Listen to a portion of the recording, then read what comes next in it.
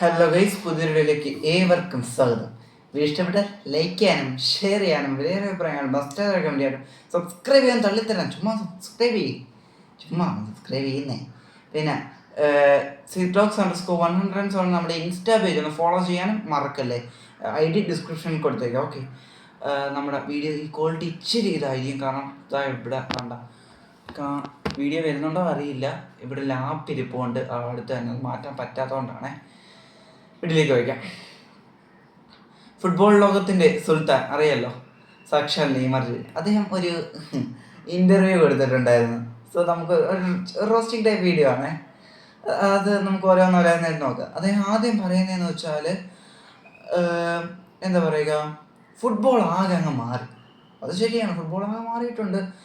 Football പണ്ടത്തെ പോലെ വർഷങ്ങൾക്ക് ശേഷം മുന്നോട്ട് പോയിട്ടുണ്ട്. അദ്ദേഹം പറയുന്നത് വെച്ചാൽ, എന്താ പറയുക, പഴയ ഒരു മാജിക്കൽ മൂവില്ല, അതായത് ഫുട്ബോളിന് വേണ്ടി, അതായത് ബോൾ കൊണ്ട് മായാജാലം കാഴ്ചവെക്കുന്ന പ്ലേയേഴ്സിനെ നിങ്ങൾക്ക് കാണാൻ സാധിക്കില്ല. അതിപ്പോൾ നെയ്മറിനെ പോലെ എല്ലാവർക്കും മാറാൻ പറ്റില്ലല്ലോ. അത് അങ്ങനെയല്ല അദ്ദേഹം പറയുന്നത്. ഇപ്പം വിനിയോ റോഡ്രിഗോയോ അങ്ങനത്തെ പ്ലേയേഴ്സിനെ മാത്രമേ കാണാൻ പറ്റൂ എന്നാണ് നെയ്മർ പറയുന്നത്. ഒരു ബ്രസീലിയൻ ടച്ചേ എന്നെ വന്ന് തെറി വിളിക്കല്ലേ. ഞാൻ ഒരു റോസ്റ്റിംഗ് ടൈപ്പ് വീഡിയോയ്ക്ക് ശ്രമിക്കുന്നതുകൊണ്ടാണ് കേട്ടോ ഇങ്ങനെ പറയുന്നത്. അല്ല, എനിക്ക് നെയ്മറോട് ഒരു എന്താ പറയുക, ദേഷ്യമൊന്നുമില്ല. ഓക്കെ, പിന്നെ അദ്ദേഹം പറയുന്നത് വെച്ചാൽ, ഇപ്പോൾ എല്ലാം ഫുട്ബോൾ നല്ല സ്ട്രെങ്തിനാണ് പ്രാധാന്യം കൊടുക്കുന്നത്, ഫിസിക്കൽ എബിലിറ്റിക്കാണ് പ്രാധാന്യം കൊടുക്കുന്നതെന്നാണ്. അതിപ്പം ഷോൾഡർ പുഷ് ആയാലും അങ്ങനെ പല സ്ട്രെങ്തിന് പരിഗണന കൊടുക്കും. അത് സ്വാഭാവികമാണ്. പക്ഷെ അത് നെയ്മർ പറയുന്ന കാര്യമുണ്ട്. പിന്നെ അദ്ദേഹം പറയുന്നത് വെച്ചാൽ ലമീൻ യമാലിനെ പറ്റിയാണ്. അദ്ദേഹം പറയുന്നത് വെച്ചാൽ, ബാർസലോണ നെയ്മറിൻ്റെ പണ്ടത്തെ ക്ലബ്ബാണ്. അപ്പം എന്താ പറയുക, നെയ്മറിനെ ഐക്കണായിട്ട് കാണുന്ന ഒരു പ്ലെയറും കൂടെയാണ്, ഒരു റോൾ മോഡലായിട്ട് കാണുന്ന പ്ലെയറും കൂടെയാണ് ലമീൻ യമാൽ. അപ്പം അദ്ദേഹത്തെ പറ്റി പറയുന്നത്, ഞാനും മെസ്സിയൊക്കെ അവിടെ ഉണ്ടായിരുന്നു, പക്ഷേ 18-ാം വയസ്സിലും അവൻ കാഴ്ച വയ്ക്കുന്ന പ്രകടനം അത് ശരിയാണ്. കാരണം എന്ന് വെച്ചാൽ, അവനൊരു മര്യാദ ഇല്ലാത്ത പ്രകടനമാണ് അവൻ കാഴ്ചവെക്കുന്നത്. പ്രായത്തിൽ മൂത്തവരെ ബഹുമാനിക്കാൻ പഠിക്കടാ, അങ്ങനത്തെ പ്രകടനമാണ് അവൻ കാഴ്ചവെക്കുന്നത്. ഈ പ്രായത്തിൽ നെയ്മർ ആയിക്കോട്ടെ, ലിയോ മെസ്സി ആയിക്കോട്ടെ, ക്രിസ്ത്യാനോ ആയിക്കോട്ടെ, ആരായാലും ഇങ്ങനെ പ്രകടനത്തിലൂടെ ഈ പ്രായത്തിൽ കടന്നു പോയിട്ടില്ല. അവൻ ലോകത്തെ ആകെ എന്താ പറയുക അത്ഭുതത്തിലാഴ്ത്തിയാണ് മുന്നോട്ട് പോകുന്നത്. അതേപോലെ നെയ്മർ പറയുന്നു, ബാർസലോണ പുറത്തായപ്പോൾ എനിക്ക്, ലമീൻ യമാലും ബാർസലോണയും പുറത്തായപ്പോൾ എനിക്ക് വേദന തോന്നി എന്നാണ് അദ്ദേഹം പറയുന്നത്. സ്വാഭാവികം, പഴയകാല ക്ലബ്ബല്ലേ.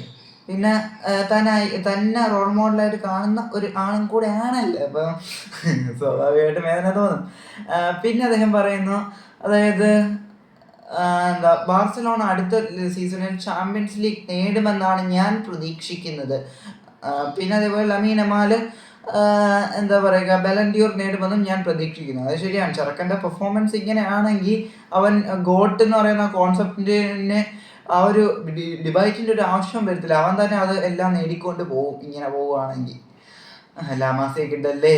പിന്നെ ബാർസലോണയെ പറ്റി നെയ്മർ പറഞ്ഞ് ഞാൻ നേരത്തെ പറഞ്ഞതുപോലെ തന്നെ, കാരണം പഴയകാല ക്ലബ്ബല്ലേ. പിന്നെ അദ്ദേഹം പറയുന്നത് വെച്ചാൽ, ഫുട്ബോൾ മാറ്റേണ്ട നിയമം ഏതെന്ന് അദ്ദേഹത്തോട് ചോദിക്കുമ്പോൾ അദ്ദേഹം പറയുന്നു, ഓഫ് സൈഡ് റൂൾ എന്ന്. അത് ശരിയാണ്, ഒരു ഊള നിയമമാണ് ഈ ഓഫ് സൈഡ് എന്നൊക്കെ പറയുന്നത്. എന്തിനാണ് കഷ്ടപ്പെട്ട് ഗോളടിച്ച് കയറുമ്പോഴത്തേക്കും തേനൊട്ടി ഗോൾ അലോ, നോട്ട് അലോ, കാരണം ഓഫ് സൈഡ്, നേരെ ഫ്ലാഗ് ഉയർത്തും.